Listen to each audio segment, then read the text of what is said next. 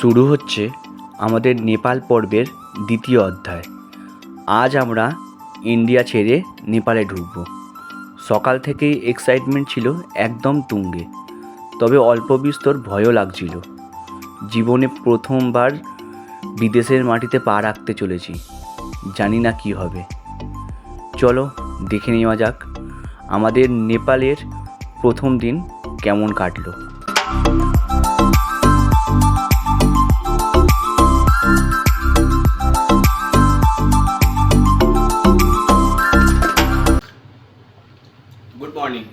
Good morning from Muzaffarpur. আজকে 18 তারিখ সকালবেলা ঘুম থেকে উঠে চা খাচ্ছি, এখন রেডি হয়ে গেছি। মুজাফরপুরকে এবার বিদায় জানাবো। আমাদের যে উদ্দেশ্য, প্রধান উদ্দেশ্য নেপাল ঢোকার, তার জন্য। এখান থেকে নেপালের গেট মানে ইন্ডিয়া নেপাল বর্ডার 130 কিলোমিটার, আর 130 কিলোমিটার যেতে আমাদের 3 থেকে 3.5 ঘন্টার মতো সময় লাগবে। মাম্পি সকাল সকাল উঠে চা করে ফেলেছে, একটি চা করে ফেলেছে মানে হোটেলে, এটা হোটেল থেকেই দিয়েছিল। এখানে ইলেকট্রিক কেটেল ছিল, মিল্ক পাউডার ছিল, আর এরকম টি ব্যাগ ছিল। তো সেই দিয়ে মাম্পি সকাল সকাল চা করে ফেলেছে, আর চা খাবো আর বেরিয়ে যাব। আজকের জার্নি সম্পর্কে রাস্তায় বেরিয়ে তোমাদের ডিটেলস বলবো। তার আগে ছোট্ট একটা কথা বলে দিই, আজকে কিন্তু আমরা ইন্ডিয়া থেকে নেপাল বেরিয়ে যাচ্ছি। আর নেপাল ঢোকার আগে বেশ কিছু আমাদের কাজ করতে হবে, ইমিগ্রেশনের কাজ করতে হবে, সিম নিতে হবে, কারেন্সি এক্সচেঞ্জ করতে হবে। সেইগুলো আমরা নেপাল বর্ডার থেকে করবো। তারপর নেপালের জার্নিটা আস্তে আস্তে কন্টিনিউ করবো। তো তোমাদের সাথে সব কিছু শেয়ার করবো। ঘড়িতে এখন 9:15 বাজে, 15 মিনিট বা 20 মিনিটের মধ্যে হোটেল থেকে বেরিয়ে যাব। চলো দেখা হচ্ছে একদম রাস্তায় বেরিয়ে পড়েছি আমাদের হোটেল থেকে। জাস্ট 1 কিলোমিটার এলাম টুয়ার্ডস রাক্সোল। আর ইন্ডিয়ার পার্টটার নাম রাক্সোল, আর নেপালের পার্টটার নাম বীরগঞ্জ। তো ইন্ডিয়া নেপাল বর্ডারেই আমরা এখন যাব। 130 কিলোমিটারের মতো জার্নি আমাদের করতে হবে। বেশ অনেকটাই লেট হয়ে গেল, 9:10 এখনই বাজে। ভেবেছিলাম 9টায় বেরোবো, 9:15 করে বেরোবো, বাট আধা ঘন্টা লেট হয়ে গেল। ঠিক আছে, চলো দেখা যাক কতটা পৌঁছানো যায়। একটা জিনিস ভালো আছে কি, আমরা কিছু বুকিং করে নিইনি, কোনো রুম ফুম বুকিং করিনি। যতদূর পৌঁছাবো সেখানে থাকবো, এরকম ব্যাপার।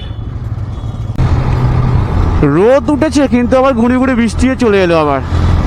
তবে কালকের মতো যদি আজকে বৃষ্টি হয়, আজকে কিন্তু চাপ আছে আমাদের। চাপ আছে এই কারণে বলছি, কারণ আজকে আমরা লেট করতে পারবো না একদমই। না, অলরেডি আমরা লেটে বেরিয়েছি, কারণ আমরা ঠিক করেছি আজকে পোখরাইতে পৌঁছাতে পারবো না, আমরা জানি। সেই জন্য নারায়ণঘাট বলে একটা জায়গা আছে, নারায়ণঘাটে আমরা থেকে যাবো। নারায়ণঘাট বা নারায়ণগড় এরকম কিছু একটা নাম আছে। অলরেডি 10:15 হয়ে গেছে, এখনও যেতে মোটামুটি মানে রাক্সোল বর্ডার পৌঁছাতে এখনও মোটামুটি 2.5 ঘন্টার মতো টাইম লাগবে আমাদের, যদি ননস্টপ জার্নি করি। তো যাই, আগে পৌঁছাই, তারপর দেখা যাক কি সিচুয়েশন আছে, সেই মতো ঠিকঠাক করবো কি করা যায়। আপাতত এই রাস্তার ফিল নাও তোমরা, একটা সুন্দর মিউজিকের সাথে সাথে।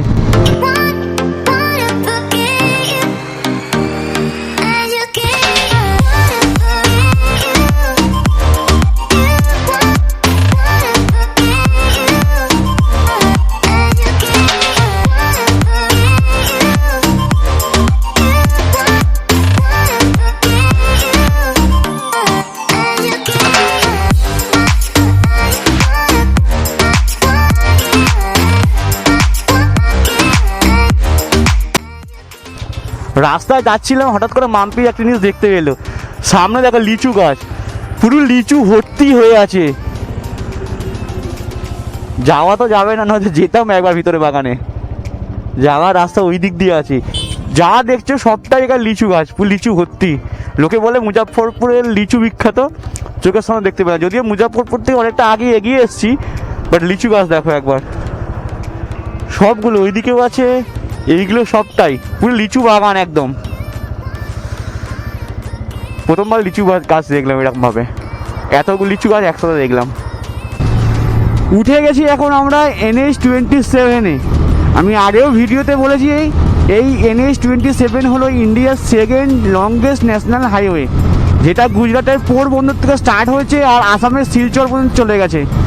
প্রায় 3700 কিলোমিটারেরও বেশি এই রাস্তা, এই NH এর ডিস্টেন্স।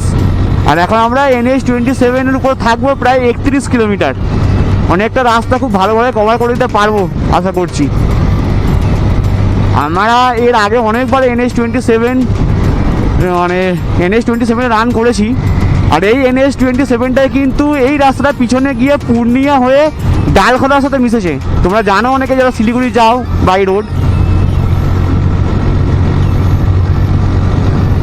দারুণ রাস্তা হবে এটা, দারুণ রাস্তা। অনেকটা রাস্তা খুব তাড়াতাড়ি কভার করা যাবে।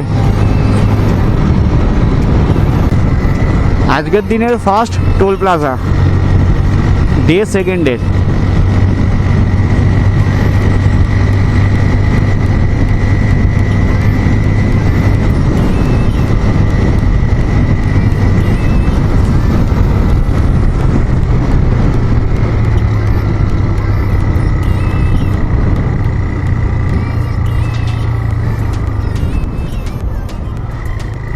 নাম তো জানি না কি আছে।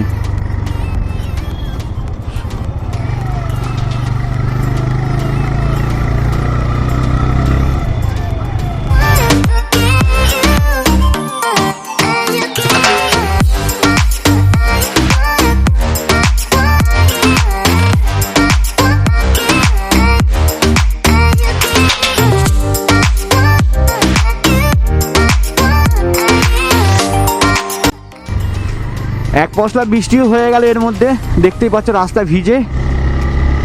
আর সামনে মনে হচ্ছে না যে বৃষ্টি হচ্ছে বলে, ওই দিকটা তো আকাশটা পরিষ্কারই দেখছি। এখন জানি না কি সিচুয়েশন। আর এখান থেকে আর 45 কিলোমিটার বাকি আছে, 1 ঘন্টার মতো জার্নি। বলতে বলতে আবার বৃষ্টি চলে এলো, আবার দাঁড়াতে হবে, না ক্যামেরাটা খুলতে হবে।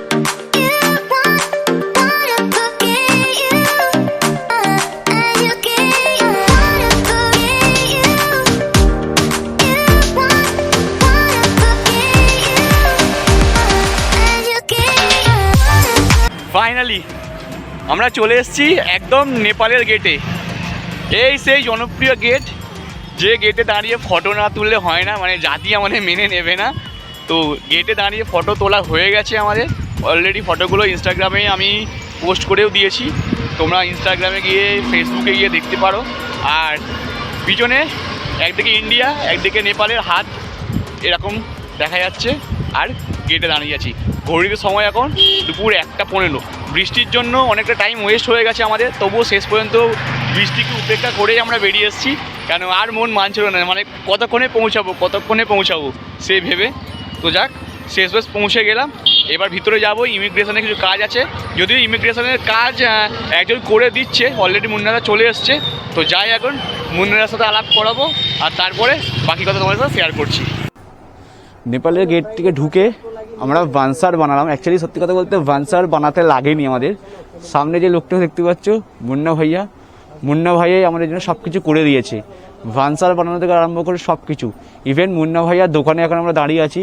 মুন্না ভাইয়ার থেকে আমরা কারেন্সি এক্সচেঞ্জ করলাম, আর তার সাথে সাথে সিম নিলাম, এনসেলের সিম। তো কারেন্সি এক্সচেঞ্জ হয়ে গেছে, সিম নেওয়া হয়ে গেছে। এবার আমাদের জার্নি টুয়ার্ডস পোখরা। চলে মুন্না ভাইয়া, থ্যাংক ইউ সো মাচ। বেরিয়ে পড়লাম।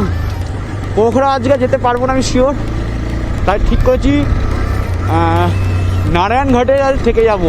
সামনে পড়ে হেতোডা থেকে লেফট টার্ন নেব, নিয়ে নারায়ণঘাট। নেপালে ঢোকার পরে এই যে জায়গাটা, মানে নেপালের গেট থেকে বেরিয়েই যে জায়গাটা, এই জায়গাটার নাম হচ্ছে বীরগঞ্জ। মানে ইন্ডিয়ার সাইডটার নাম হচ্ছে রেক্সোল, আর এই সাইডটার নাম হচ্ছে বীরগঞ্জ। আর এই বীরগঞ্জে ঢোকার পর নেপালের কিছু ফিল তুমি পাবে না, নর্মাল বিহারের মতো ইন্ডিয়ার মধ্যে সব কিছু ফিল পাবে। একটা জিনিস যেটা বুঝতে পারবে সেটা হচ্ছে গাড়ির নাম্বার প্লেট। শুধু নাম্বার প্লেট ছাড়া বাকি সব কিছু এক, পুরো ইন্ডিয়ার মতো, মানে বিহারের মতোই পুরোটাই। ঘড়িতে বাজে এখন 3টে মানে হচ্ছে ইন্ডিয়ান টাইম হিসাবে, আর নেপালের টাইম হিসাবে 3:15। মানে নেপালের টাইম ইন্ডিয়ান টাইমের থেকে 15 মিনিট আগে আছে। তো ইন্ডিয়ান টাইম হিসেবে 3টে। এখনও পর্যন্ত আমি ইন্ডিয়ান টাইম বলছি, কারণ এখনও পর্যন্ত ইন্ডিয়ান টাইম শো করছে ফোনে, কিছুক্ষণ পরে হয়তো শো করবে না। তো আমরা জাস্ট গেট থেকে, মানে নেপালের বর্ডার থেকে এগিয়ে এসে আরও 25 কিলোমিটার এসেছি। এখান থেকে হেতোডা যাব, হেতোডা থেকে লেফট টার্ন নিয়ে নারায়ণঘাট। আমরা ডিসাইড করেই দিয়েছি যে আজকে নারায়ণঘাটে স্টে করব। এখন দাঁড়িয়েছি একটা রেস্টুরেন্টে, আমাদের তো লাঞ্চ করা হয়নি, ব্রেকফাস্ট সেরকমভাবে কিছু করিনি। তো অলরেডি খাবার অর্ডার করে দেওয়া হয়েছে, ভেজ রাইস আর চিকেন মাঞ্চুরিয়ান। তো আপাতত এটাই হচ্ছে আপডেট। সামনের দিকে এগিয়ে যাব। তবে কথা বলে জানলাম যে 6:30 পর্যন্ত ডে লাইট থাকে, তো 6:30 আগে আমরা শিওর পৌঁছে যাব নারায়ণঘাটে। বাট একটা সমস্যা হয়ে গেছে, সেটা হচ্ছে আমার গাড়ির থ্রটলের একটু প্রবলেম হচ্ছে। থ্রটলের প্রবলেম হচ্ছে মানে থ্রটলটা জ্যাম করছে খুব। সামনে একটা গ্যারেজ দেখতে পেয়েছি আমি, তো একবার দেখিয়ে নেব এখানে। আর এছাড়া সেরকম কিছু নেই, গাড়িতে কোনো প্রবলেম হয়নি। ইঞ্জিন অয়েল আমি সাথে করে নিয়ে এসেছি, কালকে কোনো একটা জায়গায় গিয়ে আমি ইঞ্জিন অয়েলটা চেঞ্জ করব। তো যাই, এখন লাঞ্চ ফাঞ্চ করি, লাঞ্চ ফাঞ্চ করে তারপর বাকি কথা শেয়ার করছি। খাবার চলে এসছে আমাদের, ভেজ রাইস আর চিকেন মাঞ্চুরিয়ান। তো মাম্পি সার্ভ করছে, জাস্ট খাওয়া দাওয়া করবো আর 15 মিনিটের মধ্যে বেরিয়ে যাব। বেরিয়ে পড়লাম আমরা লাঞ্চ করে। ঘড়িতে সময় হয়েছে এখন 3:55 ইন্ডিয়ান টাইম। তার মানে আরও 15 মিনিট এগিয়ে নাও। সামনে পড়বে পারসা ন্যাশনাল পার্ক, একটা জঙ্গলের রাস্তা পাবো সামনে। আর হেতৌড়া থেকে আমরা পাহাড়ের দর্শন পাবো আশা করছি। সামনে পড়বে হেতৌড়া, হেতৌড়া থেকে আমরা লেফট টার্ন নেব নারায়ণঘাটের দিকে। এই বাঁ দিকে তোমরা যেটা দেখতে পাচ্ছ, এটাই হলো পারসা ন্যাশনাল পার্ক। যারা বাইক নিয়ে আসবে এই রাস্তায়, মানে এই পারসা ন্যাশনাল পার্ক বাঁ দিকে সামনের রাস্তাটা একটু দেখে গাড়ি চালাবে, সাবধানে গাড়ি চালাবে। কারণ এই কালো পিচের রাস্তা, কিন্তু এর উপরে যখন নতুন রাস্তা হয়েছিল, এর উপরে ট্রাক গিয়ে এই দেখো রাস্তার হাল এরকম হয়ে গেছে, পুরো ঢেউ খেলানো রাস্তা হয়ে গেছে। আর এখানে যদি গাড়ির চাকা একবার পড়ে তাহলে স্কিড করবে। আমি এই জিনিসটা ভিডিওটা দেখেছিলাম অন্যের ভিডিওতে, সেই জন্য আমি আগে থেকেই জানতাম ব্যাপারটা, সেই জন্য এখানে গাড়ি স্লো করে নিয়েছি। তোমাদেরকেও বলে দিলাম, যারা জানো না তাদের জন্য বললাম, একটু সাবধানে গাড়ি চালাবে। এই পারসা ন্যাশনাল পার্কের সামনের রাস্তাটা একটু খারাপ আছে রাস্তা, ঘন জঙ্গল। সন্ধ্যের পরে কিন্তু এই রাস্তায় গাড়ি চালানো খুবই চাপের।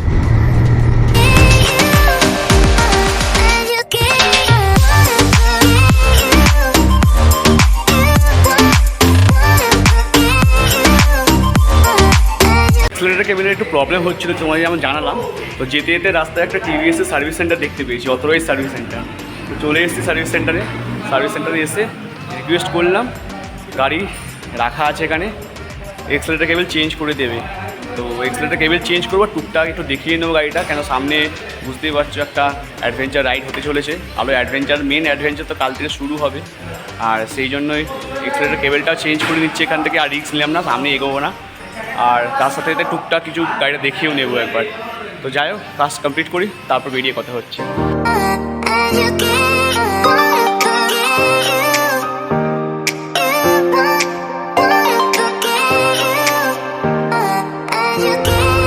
বেরিয়ে পড়লাম গাড়ির সার্ভিস করিয়ে নিয়ে। সার্ভিস না, ওই আর কি মিনি সার্ভিস টাইপের হয়ে গেল আর কি। এক্সট্রাটা কেবল চেঞ্জ করালাম, আর তারপরে যিনি ম্যানেজার ছিলেন উনি বললেন লেবারদের সে একটু ব্রেক চেঞ্জ সব দেখে নিতে। আমার সাথে গল্প করছিলেন উনি, কোথায় যাবো, কত দিনের ট্রিপ প্ল্যান আছে, কোথা থেকে এসছে এইসব। যাই হোক, গাড়িটা টুকটাক একটু কাজ করিয়ে নিলাম, একেবারে দেখিয়ে দিলাম, ভালো হলো। আর একটা সার্ভিস সেন্টার পেয়ে গেছি, খুব ভালো। মানে আমার টেনশন ছিল, কারণ এক্সিলারেটর কেবিলের গুরুত্ব খুবই বেশি সামনে। কারণ আমরা যে ক্লাইম করব মুক্তিনাথের জন্য, সেখানে এক্সিলারেটরের ভূমিকা অনেক। যাই হোক, সামনেই হেতৌড়া চক, বুদ্ধ চক, এখান থেকে আমাকে লেফট সাইড যেতে হবে নারায়ণগড়ের জন্য। বাট নারায়ণগড় আমার মনে হচ্ছে না পৌঁছতে পারবো বলে। তো দেখা যাক, যেখানে ইচ্ছে একটা স্টে করে যাবো, যতটা টানা যায় টানবো, তবে কোথাও একটা স্টে করে যাবো।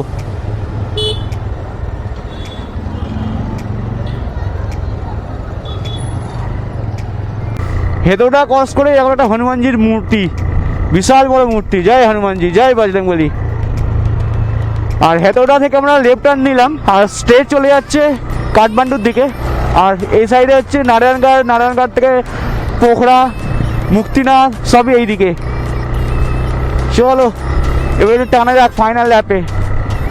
এখান থেকে 70 কিলোমিটার্সের মতো ডিস্টেন্স আছে নারায়ণগড়ের, দেখা যাক যেতে পারি কি না।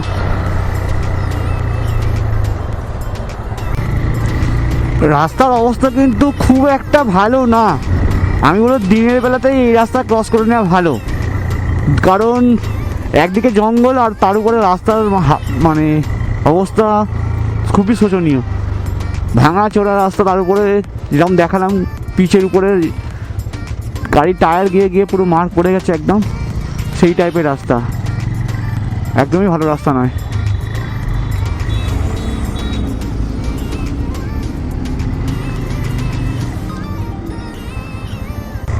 ওখানে আমাদের ভান্সার চেক হলো, তোমরা দেখলে পুলিশ চকিতে ভান্সার চেক করলো।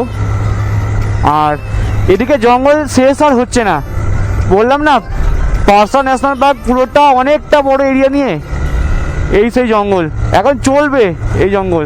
সামনে বাঁদর দেখো, বাঘ দেখতে পাইনি ঠিক আছে, কিন্তু বাঁদর দেখতে পেয়ে গেছি।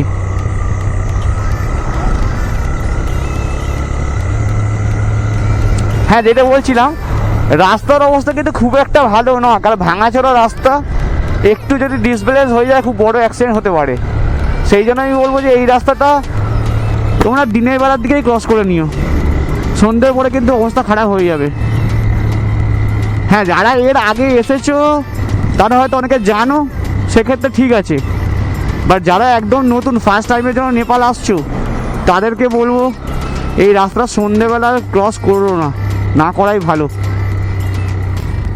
সামনে কিন্তু পাহাড়ের দর্শন পেয়ে গেছি, তোমরাও দেখতে পাচ্ছ, কিন্তু এই পাহাড়ে মজা পাচ্ছি না আজকে। আর তার পাচ্ছি না কারণ এই কারণেই যে কাল থেকে, আজকে নয় কাল থেকে আমরা একদম হিমালয়ের কোলে চলে যাব। টোটাল ওয়ার্ল্ডে 14খানা 8000 মিটারের পিক আছে, আর যার মধ্যে 8টাই আছে এই নেপালে। মানে বুঝতে পারছো আমরা কোথায় এসেছি, একদম হিমালয়ের কোলে।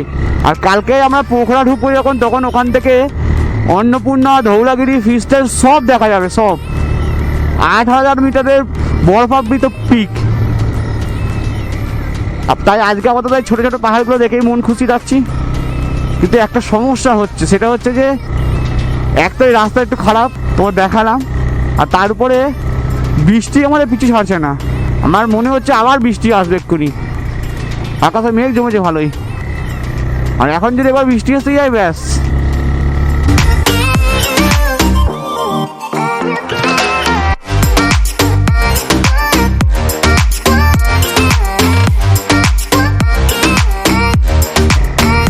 বাঁ দিক দিয়ে চলে যাচ্ছে নারায়ণী নদী, সোজা বেরিয়ে যাচ্ছে নারায়ণী নদী এইদিকে, সামনে গিয়ে সেতী গণ্ডকের সাথে মিশবে। আমি যতদূর জানি নারায়ণী নদীর সামনে গিয়ে ত্রিশুলি নাম নিয়েছে, ত্রিশুলি নদী সামনে গিয়ে সেতী গণ্ডকের সাথে মিশবে। আবার সেতী গণ্ডকী নদী তারও সামনে গিয়ে মার্সিয়ান্ডির সাথে মিশবে, আর মার্সিয়ান্ডি শেষ পর্যন্ত সামনে গিয়ে কালী গণ্ডকের সাথে মিশবে, যেটা আমি পড়েছিলাম। এবার আমি ভুলও হতে পারি, বাট আমার মনে হচ্ছে এটাই। আর এই নারায়ণী নদী কিন্তু পিছনে গিয়ে বিহারের সোনপুরে গঙ্গার সাথে মিশেছে।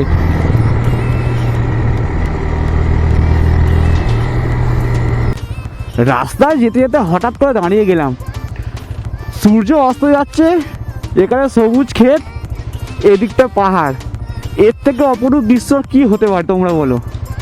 আমি হঠাৎ করে সামনে সোজা গাড়ি টানছিলাম, বাঁদিকে তাকিয়ে দেখে আমি হঠাৎ করে দাঁড়িয়েও গেলাম, কি চোখের সাথে পুরো জলছবির মতো ভাসছে।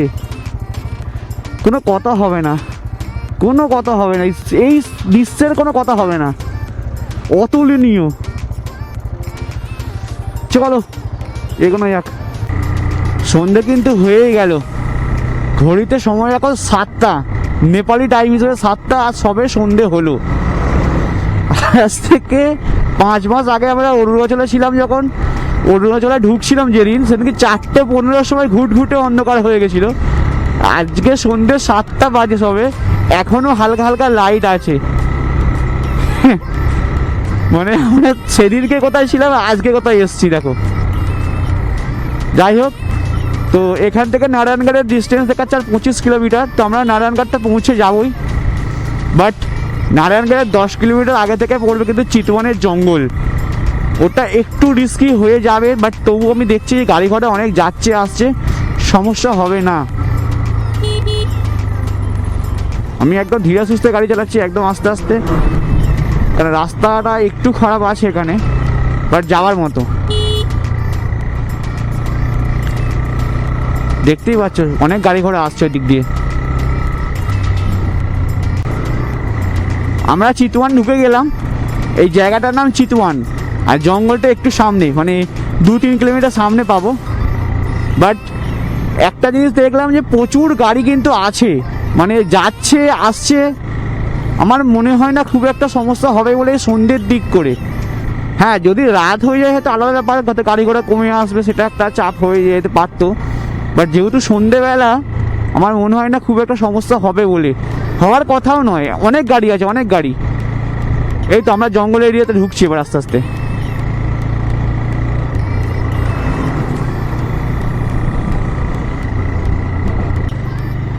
এবার তোমার ব্যাপারটা ফিল করতে পারবে, ঘন জঙ্গল বাঁদিকে বাঁদিকে, এই ডান দিকে দুদিকেই। সব গাড়িগুলো স্লো হয়ে গেল।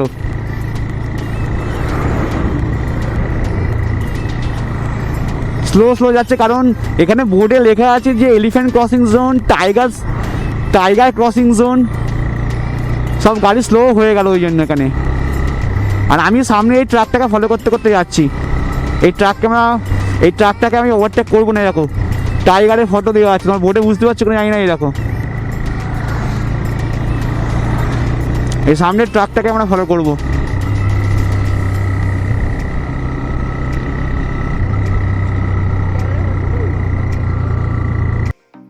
ঘড়িতে বাজে এখন রাত 10টা। রাত 10টা মানে নেপালি টাইম হিসেবে রাত 10টা, আর ইন্ডিয়ান টাইম হিসেবে 9:45। তোমরা লাস্ট যেখানে দেখেছিলে যে চিতওয়ানের জঙ্গল আমরা ক্রস করছিলাম, তো জঙ্গল ক্রস করে আরও 10 কিলোমিটার সামনে এগিয়ে এসে আমরা ভরতপুর আছে, ভরতপুরের এয়ারপোর্টের একদম পাশেই একটা হোটেল নিয়ে নিয়েছি। তো একদম বেসিক এমিনিটিস আছে, একদম সাধারণ মানে একটা হোটেল। তো 1300 নেপালি টাকা দিয়ে আমরা হোটেলটা বুক করেছি, আর হোটেলের মধ্যে চলে এসেছিলাম। হোটেলে এসে গেছি আমরা 8টা নাগাদ করে। তারপর ফ্রেশ হলাম, ডিনার করলাম, ডিনারও করা হয়ে গেছে আজকে আমাদের। করে এখন শুতে যাচ্ছি, আর ভিডিওটা শেষ করার জন্যই এলাম।